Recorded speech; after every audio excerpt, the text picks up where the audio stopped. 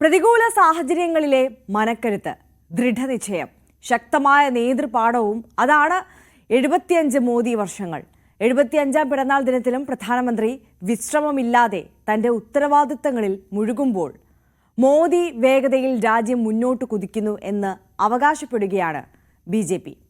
വായിൽ വെള്ളിക്കരണ്ടി ഇല്ലാതെ ജനിച്ച സാധാരണക്കാരന് ഇന്ത്യയിലെ പ്രധാനമന്ത്രി സ്ഥാനത്തേക്ക് നടന്നു കയറാമെന്ന് തെളിയിക്കുന്ന മോദി രാഷ്ട്രീയം ത്യാഗനിർഭരമായ യാഥാർത്ഥ്യം കൂടിയാണ്.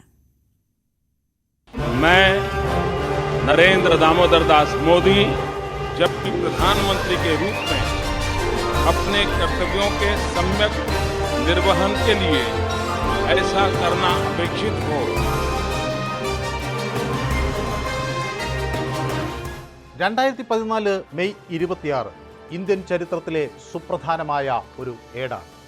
തിളക്കമാർന്ന ജനവിധി നേടിയ നരേന്ദ്രമോദി അന്ന് ഇന്ത്യയുടെ പ്രധാനമന്ത്രിയായി സത്യപ്രതിജ്ഞ ചെയ്തു. സത്യപ്രതിജ്ഞാ ചടങ്ങിനായി രാഷ്ട്രപതി ഭവന്റെ അങ്കണത്തിലേക്കുള്ള നരേന്ദ്രമോദി എന്ന രാഷ്ട്രീയ നേതാവിൻ്റെ യാത്ര വെല്ലുവിളികൾ നിറഞ്ഞ പാതയിലൂടെയായിരുന്നു. വടക്കൻ ഗുജറാത്തിലെ മുസാന ജില്ലയിലെ ചെറിയ പട്ടണമായ വാത്നഗറിലെ ഇടവഴികളിൽ നിന്നാണ് ആ യാത്ര തുടങ്ങുന്നത്. രാഷ്ട്രീയ സ്വയം സേവക് സംഘാണ് ദാമോദർ ദാസ് മോദിയുടെയും ഹീരാബെൻ മോദിയുടെയും മൂന്നാമത്തെ മകന് വഴിയും വിളക്കുമായിരുന്നത്. 8ാം വയസ്സിൽ ബാല സ്വയം സേവകനായി, 1972 RSSന്റെ പ്രചാരകനായി, അടിയന്തരാവസ്ഥയിൽ വലഞ്ഞിരുന്ന ഇന്ത്യൻ ജനത ജനാധിപത്യം പുനഃസ്ഥാപിക്കുന്നതിനുള്ള പോർവിളികൾ മുഴക്കി. അപ്പോൾ അതിൽ അണിചേർന്നു. 1980കളിൽ സംഘത്തിൻ്റെ പല ചുമതലകളും ഏറ്റെടുത്തു, മികവ് തെളിയിച്ചു. RSS നിർദ്ദേശപ്രകാരം 1985 BJPയുടെ പ്രവർത്തനങ്ങൾ ഏറ്റെടുത്തു. 87 ഗുജറാത്തിൽ BJPയുടെ ജനറൽ സെക്രട്ടറിയായി. ആദ്യ ദൗത്യം അഹമ്മദാബാദ് മുനിസിപ്പൽ കോർപ്പറേഷൻ തെരഞ്ഞെടുപ്പിന് BJPയെ സജ്ജമാക്കുക എന്നതായിരുന്നു. രാഷ്ട്രീയത്തിൽ മോദി കൗശലം പ്രായോഗിക തലത്തിൽ മാറ്റുരച്ച പരീക്ഷയായിരുന്നു അത്. 1990 ഗുജറാത്ത് നിയമസഭാ തെരഞ്ഞെടുപ്പിലും BJP നില മെച്ചപ്പെടുത്തി. 95 BJPയുടെ വോട്ട് വിഹിതം ഗണ്യമായി വർദ്ധിച്ചു. നിയമസഭയിൽ 121 സീറ്റുകൾ നേടി പാർട്ടി. 1995 മുതൽ ഹരിയാനയിലും ഹിമാചൽ പ്രദേശിലും പാർട്ടിയുടെ പ്രവർത്തനങ്ങൾ ചിട്ടപ്പെടുത്തുന്ന ചുമതല BJP ദേശീയ സെക്രട്ടറിയായ നരേന്ദ്രമോദിക്ക് നൽകി. എല്ലാ ദൗത്യങ്ങളിലും പാർട്ടി കണ്ടത് മോദി മികവ് തന്നെ. 1998 ലോക്സഭാ തെരഞ്ഞെടുപ്പിൽ BJPയുടെ വിജയമുറപ്പാക്കാൻ അദ്ദേഹം പ്രവർത്തിച്ചു. 2001 സെപ്റ്റംബറിൽ ഒരു ദിവസം അന്നത്തെ പ്രധാനമന്ത്രി അടൽ ബിഹാരി വാജ്പേയി മോദിയെ ഫോണിൽ വിളിച്ചു. അത് ഒരു വെറും ഫോൺ കോൾ ആയിരുന്നില്ല. ഇന്ത്യൻ രാഷ്ട്രീയത്തിൻ്റെ ഭാവി തന്നെ നിർണ്ണയിക്കുന്ന ഒരു സംഭാഷണമാണ് അന്ന് നടന്നത്. മോദി ഗുജറാത്തിൻ്റെ മുഖ്യമന്ത്രിയായി. നിയമസഭാ അംഗമല്ലാത്തതിനാൽ പിന്നീട് രാജ്കോട്ടിൽ നിന്ന് മത്സരിച്ചു. അവിടെ നിന്ന് ജയിച്ച് നിയമസഭയിൽ എത്തി. 2002 നടന്ന നിയമസഭാ തെരഞ്ഞെടുപ്പിൽ മണിനഗറിൽ നിന്ന് തിളക്കമാർന്ന ജയം നേടി. 2007 2012 ആ വിജയം ആവർത്തിച്ചു. മുഖ്യമന്ത്രി പദത്തിൽ നരേന്ദ്രമോദി തന്നെ. 2012 ഗുജറാത്തിൽ കോൺഗ്രസിനെ തകർത്തു തരിപ്പണമാക്കിയാണ് മോദി തൻ്റെ ജൈത്രയാത്ര തുടർന്നത്. ഗുജറാത്ത് മോഡൽ വികസനം രാജ്യമാകെ ചർച്ചയായി. മോദി എന്ന കർമ്മധീരൻ്റെ വിജയഗാഥ പലരും ഏറ്റുപാടി. വിദേശ രാജ്യങ്ങളിൽ നിന്ന് പോലും ആ വിജയ വഴികൾ പഠിക്കാൻ പ്രതിനിധി സംഘങ്ങൾ ഗുജറാത്തിലെത്തി.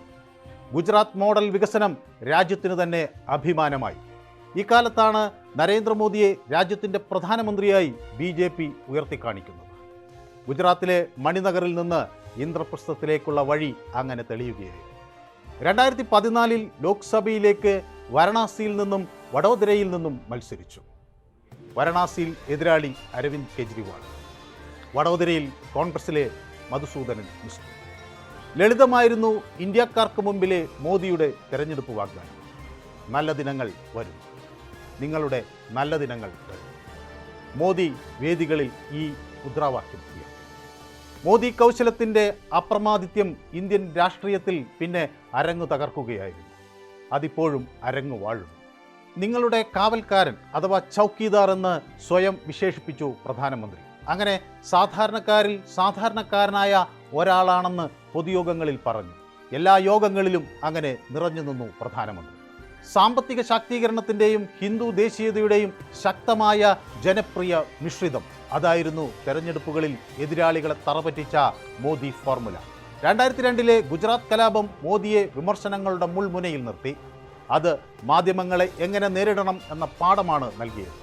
വിമർശനത്തെ വികസനത്തിൻ്റെ രാഷ്ട്രീയം കൊണ്ട് നേരിട്ട മോദി കൗശലം ജനമനസ്സുകളിൽ ഇടം കണ്ടു. ഗുജറാത്ത് മോഡൽ ഇന്ത്യയുടെ ബ്ലൂ പ്രിൻ്റായി മാറി.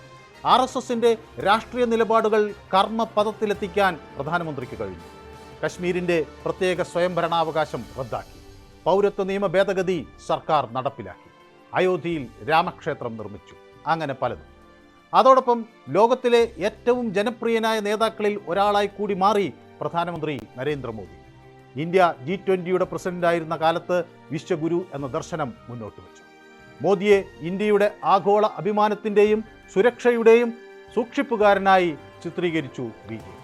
ഇന്ത്യയെ ദക്ഷിണഗോളത്തിൻ്റെ ശബ്ദമായി തന്നെ പ്രതിധ്വനിക്കാൻ പ്രേരിപ്പിച്ചു. ഓസ്ട്രേലിയയുടെയും UK-യുടെയും പിന്തുണ നേടി. റഷ്യയുമായുള്ള ചരിത്രപരമായ ബന്ധം നിലനിർത്തി. ഇസ്രയേലുമായും മറ്റ് മധ്യ ഏഷ്യൻ രാജ്യങ്ങളുമായും ഒരുപോലെ അടുപ്പം പുലർത്തി. US പ്രസിഡന്റ് ഡൊണാൾഡ് ട്രംപിൻ്റെ സമ്മർദ്ദത്തിന് താൻ വഴങ്ങില്ല എന്ന് വളരെ കൃത്യമായി വ്യക്തമാക്കുകയും ചെയ്തു. ദേശീയ സുരക്ഷയ്ക്ക് പ്രാധാന്യം നൽകി ഇന്ത്യൻ വികാരങ്ങളെ ചേർത്ത് പിടിച്ചു. പെഹൽഗാമിൽ നടന്ന ഭീകരാക്രമണത്തിന് കനത്ത തിരിച്ചടിയായിരുന്നു ഇന്ത്യയുടെ ഓപ്പറേഷൻ സിന്ധു. അതും ഒരു മോദി മാതൃകയായി.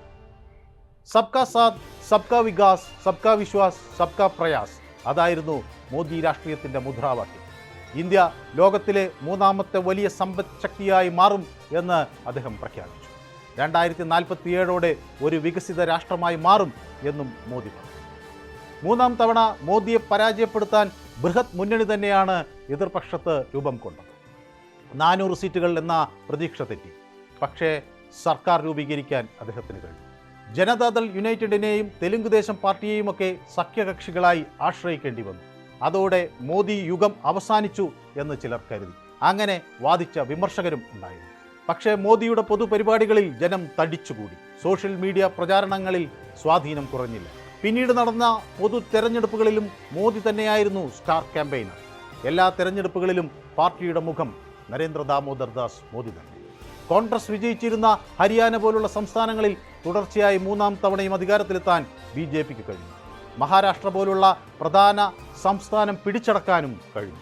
ഒഡീഷ പോലുള്ള ഒരു പുതിയ സംസ്ഥാനത്ത് ആധിപത്യം നേടാൻ കഴിഞ്ഞു. ദേശീയ തലസ്ഥാനത്ത് ആം ആദ്മി പാർട്ടിയുടെ സർക്കാരിനെ BJP പിഴുതെറിഞ്ഞു. YSRCP പോലുള്ള സഖ്യകക്ഷികൾ അല്ലാത്തവർ പോലും അടുത്തിടെ NDA ഉപരാഷ്ട്രപതി സ്ഥാനാർത്ഥിക്ക് വോട്ട് ചെയ്യാൻ തീരുമാനിച്ചു. മോദി പ്രഭാവത്തിന് മങ്ങലേറ്റിട്ടില്ല എന്ന് തെളിയിക്കാൻ ഇതൊക്കെ തന്നെ ധാരാളം. രാഷ്ട്രീയത്തിൽ തൻ്റെ മുദ്ര ഉറപ്പാക്കിക്കൊണ്ട് തൻ്റെ രാഷ്ട്രീയ പ്രതിച്ഛായ മോദി പുനർനിർമ്മിച്ചിരിക്കുന്നു. 75 വയസ്സിൽ മോദി വിരമിക്കും എന്ന ചർച്ചകൾ പല കോണുകളിൽ ഉയർന്നിരുന്നു. എന്നാൽ RSS മേധാവി തന്നെ അക്കാര്യത്തിൽ വ്യക്തത വന്നു. പാർട്ടി ആവശ്യപ്പെടുന്ന കാലത്തോളം ആവശ്യപ്പെടുന്ന പ്രവർത്തനങ്ങളിൽ ശ്രദ്ധ കേന്ദ്രീകരിക്കുക എന്നത് സംഘപ്രചാരകരുടെ രീതിയാണ്. അത് മോദിക്കും ബാധകം. അപ്പോൾ അടുത്ത വിഷയം രാഷ്ട്രീയ കോണുകളിൽ ചർച്ചയായി ഉയരുകയാണ്. മോദി മാറുമ്പോൾ പിൻഗാമി ആരായിരിക്കും? 2029 മോദി വീണ്ടും അധികാരത്തിൽ തിരിച്ചെത്തുമോ? മറ്റൊരു മോദിയെ RSS ഈ കാലയളവിൽ നിർമ്മിക്കുന്നുണ്ടോ? കാലം ആ ചോദ്യങ്ങൾക്ക് ഉത്തരം നൽകും. പക്ഷേ ഇപ്പോൾ വേദിയിൽ മോദി തന്നെ താരം. ജവഹർലാൽ നെഹ്റുവിന് ശേഷം മൂന്നാം തവണ തുടർച്ചയായി അധികാരത്തിലെത്തിയ ഏക ഇന്ത്യൻ പ്രധാനമന്ത്രി നരേന്ദ്ര ദാമോദർ ദാസ് മോദി.